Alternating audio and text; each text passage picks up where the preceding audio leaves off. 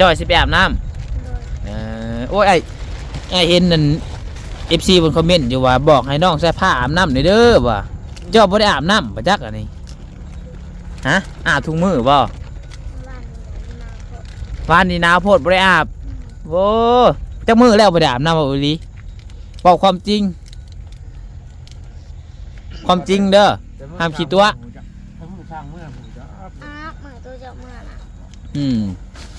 เจ้ามือตรงมือทำออกมืองานโดยจักมื้อแล้วแหละเอ้าเขาแนะนำมือเดียวความคืบหน้ามื้อนี้ก็ประมาณนี้แหละนี่พี่น้องเนาะเพิ่นก็หยุดแล้วพี่น้องเอ้ยสำหรับมื้อนี้บ่ได้เวียกบ่ได้เนาะพอฝนตกเนาะมันเฮ็ดยังบ่ได้พี่น้องเอ้ยตึกข้างนี่แล้วข้างนี้มื้ออื่นใส่ทั้งหน้าก่อนบ่คือว่าใส่ทั้งข้างก่อนมื้อใส่ข้างก่อนข้างทั้งหน้าแล้วก็ย้ายข่าวเลยขณะฝนบ่ตกเนาะคันฝนตกอีกก็นอนบดมืออีกก็พยายามสิไล่ข่าวต่อข่าวแล้วบัดข่าวเลยตกก็ใส่เลยตกก็ใส่เลยโอ้เพราะว่าแล่นข่าวแล้วก็สร้างกระยามันมีป้าดินแห่ซั่นบ่นี่มาขุดนี่แหละนี่ไผขุดบุรีโอ้มาขุดเมื่อกี้นี่กินนี้ยันแม่นมึงนี่คือสิยากเนาะของน้ำบ่ได้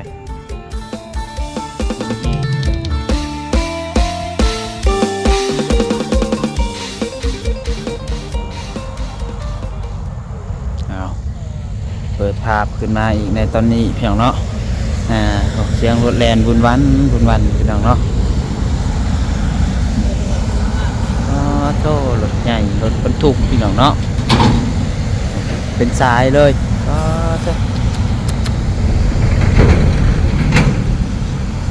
นอนรับอยู่บ่น้องๆคนแต่ละมื้อบ่เนาะคันพี่น้องปัดไซนี่คือสินอนบ่รับพี่น้องขนาดนอนอยู่ห้านพอให้นอนอยู่ห้านเมื่อก่อนก็ยังน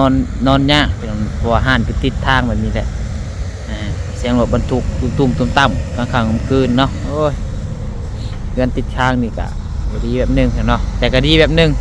เ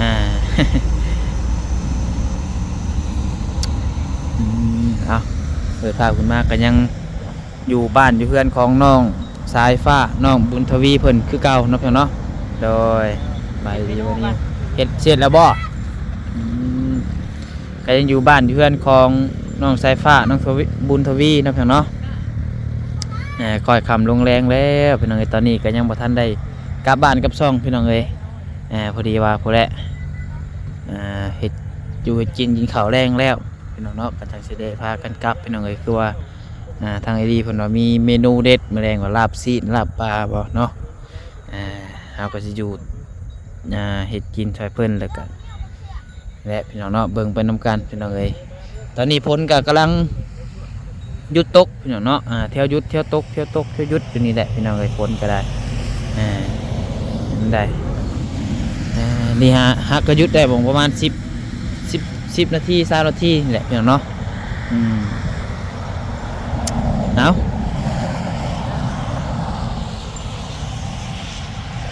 ก่อนอื่นเบิดกะทักทายสบายดีสวัสดีพ่อแม่พี่น้อง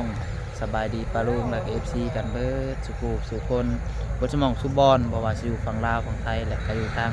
ต่างประเทศเด้อพี่น้องเด้อกันยินดีต้อนรับเข้าสู่ช่อง YouTube น้องพัดใจชาแนลอีกแล้วนะพี่น้องโดยพบพ่อกันช่วงแรงๆพี่น้องเนาะต่อกันคลิปที่2ของมื้อนี้อยู่ที่เฮือนของน้องสายฟ้าเนาะจังได๋ก็ฝากพ่อแม่พี่น้อง FC ป้าลุงทุกคนเนาะเข้ามารับชมแล้วกดไลค์กดแชร์เป็นกำลังใจให้น้องพัดไซเนี่ยเด้อเพียงเดินทางมีโฆษณาเด้งขึ้นกระเบิ่งให้น้องพัดไซเนี่ยเพียงเนาะให้พี่น้องจังได๋ก็ผู้ใดมาเบิ่งชมนำกันเนาะตอนแรงๆมาทางน้องสายฟ้าบุญทวีทางบ่สร้างคนเฮ็ดยังแน่พี่น้องมื้อนี้เนาะเปื้อนพี่น้องมันคนน่าจะเศร้าตกตกไต่ไฟแต่เว้นแท้นี่ลองไพ่เด้ลองไฟโดยสบายดีเพื่อนหนึ่งเชียงมีการลองไฟอีกคือว่าลองไฟใต้มือแรกบ่นี่ใส่คลิปได้ฮะใส่ ถานที่ถ่ายคลิปว่าบ่ยาวสนับสนุนมาว่ะตกว่าซั่นนี่ผาวัดนี้ แม่นกินข้าวมื้อแรงเด้ใช่พอกินข้าวพอราดเนาะกินข้าวกำลังแช่วเราพ้นมาบัดเดียวเนาะพวกแห้งไปหาเครื่องมือก่อนเด้อเฮ็ดหยังเครื่องมือยังเฮ็ดกินโอ้มีทางแม่ใจดีเพิ่นมอบเงินมอบคำให้ไปซื้อของอยู่ของกินมาว่าซั่นโดยเดี๋ยวมาอยู่กันซื้อของอยู่ของกินมาเฮ็ดกินนำกันนี่แหละยังลาบปลาบ่ลาบซีนโอ้ลาบซีนคือเรียกว่าลาบปลาลาบซีนหากินยากแล้วก็ผักท้องน้ำเด้อสมื้อนี้เด้อโอ้ได้ตูดอีกแล้วมื้อแรงเนาะตูดบ่โยโอเคสบายเดี๋ยวมาเดี๋ยวสิเฮ็ดช่วยกันเฮ็ดช่วยกันถึงเนาะฮะสิไปอาบน้ำอาบอยู่บ่น้ำแต่ละมื้อกะอาบอยู่บ่สบายดีเด้อสบายดีป้าลุงก่อนสบายดีโดยปิดก่อนรุ่นน่ะปิดก่อนปิดเสียงลงก็ได้ปิดลงก็ได้จ้อยสิไปอาบน้ำโอ้ยไอ้เห็นนั่น FC บนคอมเมนต์อยู่ว่าบอกให้น้องใส่ผ้าอาบน้ำหน่อยเด้อว่ะเจ้าบ่ได้อาบน้ำบ่จักอันนี้ฮะอาบทุกมื้อบ่วานนี้หนาวโพดบ่ได้อาบโว้จักมื้อแล้วบ่ได้อาบน้ำบ่อีหลีบอกความจริงเด้อห้ามคิดตัวอาบมื้อตัวเจ้ามื้อน่ะเจ้ามื้อของมื้อเฮาอาบมื้อโดยจักมื้อแล้วแหละเอ้าเฮาแม่น้ำมื้อเดียวยังบ่ได้อาบน้ำมื้อเดียวความจริงคิดตัวบ่จักอันนี้ความจริงบ่ได้อาบน้ำมื้อเดียวนี่อาบอยู่ว่าหยอกกันสิเด้อถ้าสิบ่อาบน้ำเนาะบ่อาบน้ำจังไว้ตุ่มขึ้นได้คันบ่อาบน้ำอาบทุกมื้อเด้อมีบ่สบู่หุกกะมีอยู่เครื่องได้สักทุกมื้อบ่เครื่องฮะเฮาบ่ซักไผจะสักให้เอ้าสักเองคือเฮาบ่สักเพื่อแล้วมื้อเอาไปซัก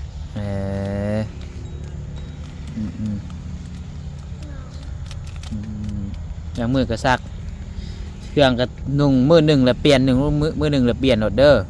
จะนุ่งซ้ำกันเด้อ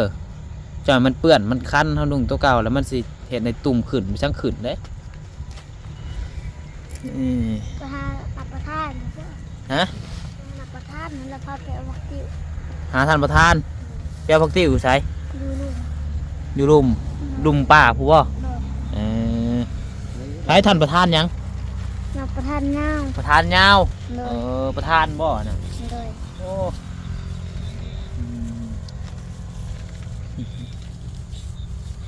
มาจังไปซอยไอ้นิวเฮ็ดกินนี่เบิ่งดูสินี่เพิ่นซื้อมาหลายอยู่บ่นี่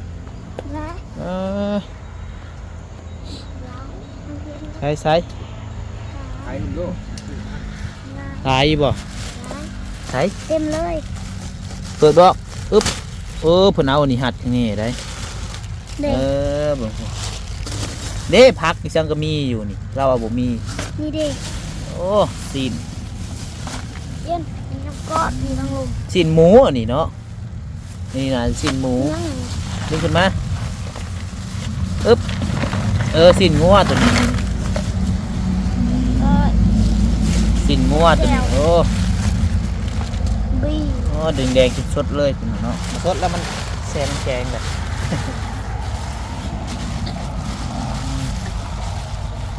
อัดไว้คือเก่า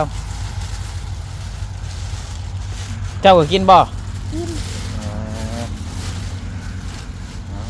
กินตัวชุบเขาแหละทางวันนี้เพิ่นสิเฮ็ดกินพี่น้องเนาะเฮ็ดลาบซีน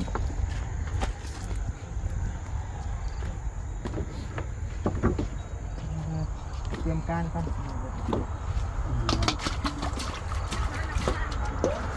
มีบ่เตรียม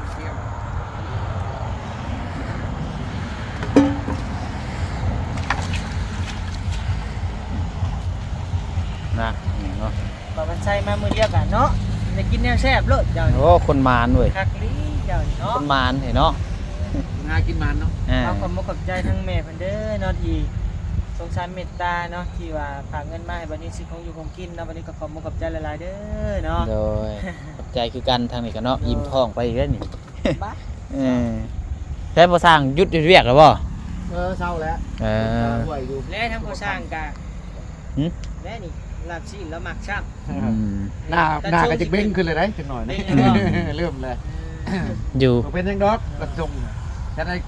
ตัวเจ้านี่แล้วมันจะขึ้น เอาหาจะเนี่ยปันหนึ่งมะ เห็นได้ไหนเนาะ โยนใหม่ไปพุ่นเดี๋ยวไปคือเกะกะแท้อันนี้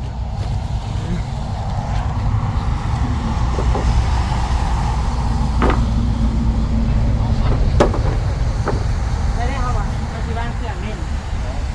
ใช้ขึ้นอยู่ได้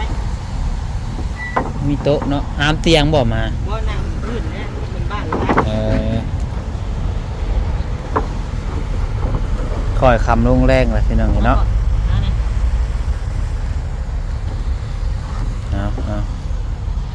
สายผ้าไม่ใช่แต่สายฟ้า เบิดพ้นตุ๊กมันหมื่นเด็ดไม่ เอาขึ้นเทิงกับระวังได้เนาะตู้ลงมาหันพอแห้งผม ไม่มีไม่ม่อนนะติ๊กไม่ ต้องเกาะไว้ ลมมาแห้งๆบดหัวตกลงมาอันตรายได้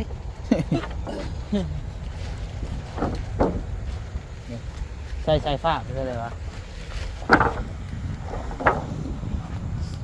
หนาวขำมาแห้งหนาวเนาะ ซักแห้งแล้วมันซักแห้งแล้ว ช่างซักแห้ง ว่าได้ โอ้ย ช่างน้อยยังไรมือเลยช่างน้อย กูอยากสบาย ไทยก็ลูกคงดุนเนาะแปลนขึ้นเนาะเห็นอะไรแบบนี้ซอยซีนก่อน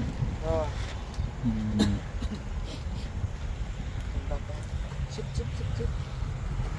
งานกันดัดกันเลย ค่ะเนาะไปใช้กินนี่เสียอาบน้ำแล้วเตรียมเครื่องอาบน้ำบ่เลี้ยงข่าวจะปืดหรอบ่ข่าวครับ มันปิ้วบ่ครับ มันปิวออกบ่ไปเอาข่าวมันเป็นน่ะดูช่วยพุทธ มันเราเห็นกับเขาแหละ ฮะ เราเรียกว่ายามัน หญ้ามันบ่ หน่อยอันนั้นต้องก้น ทางหัวมันบ่ตัวนี้ฮะ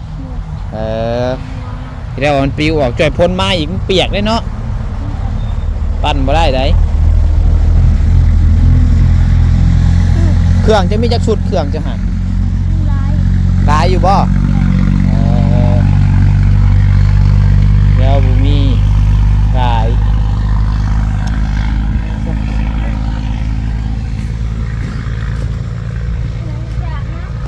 ฮะเสียบน้ ไปทำเตียงก่อนวะ ำห้ามมาเฮียง เอามานั่งนี้ ให้บอกจะบอกห้ามเตียงมาหามากระยานั่งพื้นนี่แหละหามากระได้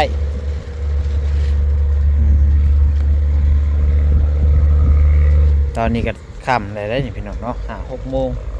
ยามนี่มืดแล้วจังหน่อยเนาะ6 โมงนี่ถือว่ามืดได้6 โมงนี่ แต่ว่าคือว่านั่นแจ้ง แมน แจ้งนี่คือว่าช่วยไว้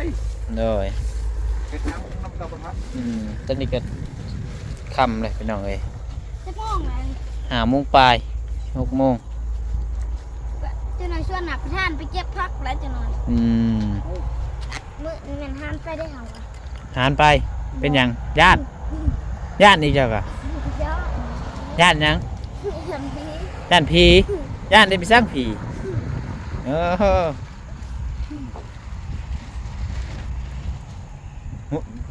ญาติแต่ผีแล้วสิญาติเจ้าเป็นอย่างนั้นความคืบหน้ามือนี้ก็ประมาณนี้แหละนี่พี่น้องเนาะเพิ่นก็หยุดแล้วพี่น้องเอ้ยสำหรับมื้อนี้บ่ได้เวียกบ่ได้เนาะพอฝนตกเนาะ แน่น มันเห็ดยังบ่ได้พี่น้องเอ้ยจะขางนี่แล้วขางนี่มื้ออื่นใส่ทั้งหน้าก่อนบอกคือว่าใส่ทั้งขางก่อน ใช้ข้างครับข้างไปข้างหน้าแล้วก็ย้ายข่าวเลย เอา ข้างนั้นก็ ขณะฝนบ่ตกเนาะ นี่ยาก กันบนตกอีกกันนอนบนมืออีก ก็พยายามสิไล่ข่าวต่อข่าวแล้วบัด เอ ก็ อ ถ่ายเลยตกใส่เลย ตกกระใส่เลยโอ้ เพราะว่าแล่นข่าวแล้วก็ตากระยามันมีคอยปอดน้องงอยได้เด้ โดย ใส่ข่าวไล่ข่าวเพิ่นก็ถือว่าเพิ่นบ่ตกก็ถือว่าเขาเรียนข่าว คันตกทุกมือก็เฮ็ดยังบ่ได้แล้วเนาะ แม่น การสิถาพ้นเช้านี่ก็ยาก ๆว่ามันวางได้ก็มีแต่เอาพัดลมไปตากทาสีไว้ โดย อันนี้มันพัดซุ่มมันเปียกแล้วมันสิบ่ติด แมน ไงทีมงานซื้อน้ำมันมาให้ อืม ทา โดยเฮ็ดหยังก็บ่ได้ฝนตกนอนอีกจักคืนแล้วนี่ 3-4-5คืนแล้วเนาะ เออ ของมือเริ่มต้นมือคำหนึ่งเป็นวันพุธเนาะหลังจากวันชินดับแล้วแหละเขาเริ่มต้นคำหนึ่งเด้ โดย มากบไม้ อืม กบไม้ก็เป็นมือหนึ่งปลายๆนะ โดยมือเครื่อง แต่ก็เริ่มต้นมือ3 คำ 2 คำ 3 คำ อืม เป็นกบ โดย นี่ก็4-5 คำที่มัน7 คำผมนี่ อืม คือสลังว่ามือที่ต้องมันชิ้นบ่น้อยก็ใหญ่หั่นนะ โดย มันบ่7กับ8 อืม ปกติแล้วมันชิ้นแล้วพุ่นตกต้องมันได้ยินเสียงกองแรง โดย เก็บ นี่ พักเอาไว้ นี่สร้างนอน2คน แน่น เออ เต่านอนผู้เดียวเป็นนอนอยู่พุ่น อืม นี่คนมานอนมารับว่ะ มานอนอยู่พี่แหละรับคักแล้ว มันใกล้เสียงรถรับอยู่ใช่จับมานอนมือแรก รับเดี๋ยวนี้ก็กินข้าวแรงเลยก็นอนรับก็ได้ แต่บ่าย2-3 โมงไปเลยผู้เมื่อเลยนอนมาจากรับไป ผิดค่ายผิดครัวแล้วเนาะ ก็แขกจากลุกมาดังขึ้นดังไฟ หันเย็นหนีไป โดย 4 โมง 3-4 โมงกับผู้นี้กับลุกแล้วบาทนี่ ลุกแต่3-4 โมงผู้บ่นี่ฮะ ว้ายมาช่องลิฟต์ของกันแล้วบาทเอ้ายาพึ่งมานอนเลย ตื่นแต่เช้าวันนี้เนาะ เราเลยลุกไป นั่นบ่ใส่ผ้าแต่ละมื้อจะตื่น 3-4 โมงตื่นมาเฮ็ดหยังอะน่ะ ลุงมาเขากระหนกเลย ผมมื้อได้ลูกเลยเออ เอาสร้างอยู่ละ อืม คืนนี้ได้จักโมงเช้านี่ ถ้านั่นตื่นก็คือเขากับเขากับนั่นนี่คือครับ แต่ละมื้อเขาตื่น 3-4 โมงบ่ทุกมื้อเลยเออดี นอนจักโมงซะนอนน่ะ ท่านเก่ามุ่ง 9 โมงเลยนอน ดีแล้ว เดือดกะจิ8 โมงนอน ยามหนาวนี่พากันพิงไพ่อยู่นี่แต่มื้อเนาะ เช้าเลยใครแน่ประเด็นเบียด ไกลหน่อยที่จะเห็นหัว แต่น้อยพี่กันเชียงแง่ ให้พาไปเบิ่งดูน้องสภาบอลของน้ำคุมของน้ำขุดแล้วหรือบ่ นั่งเลิกอยู่ ฮะ นุ่มนั่งก็ทำคุดนั่งก็ทำเลิก ถากันดีกว่านี่ นั่งเอง โอ้แลนไปปะเลย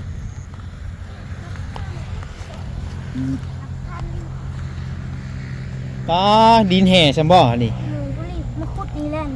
เนี่ย ไผ่ขุด บุรี โอ้ มาคุดเมื่อกี้นี่เบิ่ง กินนี้ ยันแมนเบิ่งนี่ คือสิยากเนาะของน้ำก็ได้ดินแห่เป็นน้องเลย คือตื่นนึงเที่ยงกันให้ นี่ผสมมาทัวเนาะ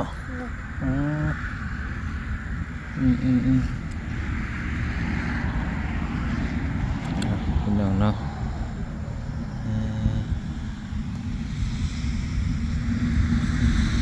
ใช่ห้องน้ำนี่เพิ่นเฮ็ดอยู่ในบ่อนนี้เนาะนี่ก็แปลนมาแล้วท่านนี่ว่างๆแบบมันแดดแล้วพากัน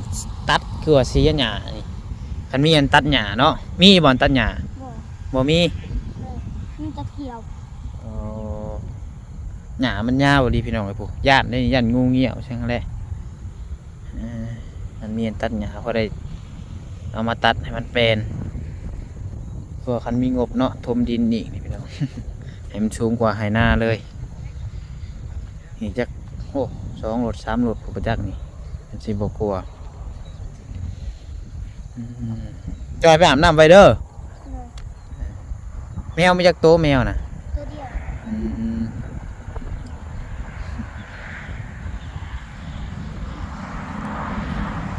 ไปซะไปอาบน้ำไว้ซะมันค่ำเลยยันมันหนาวแห้งได้จังหน่อยเอาซะพี่น้องเนาะก็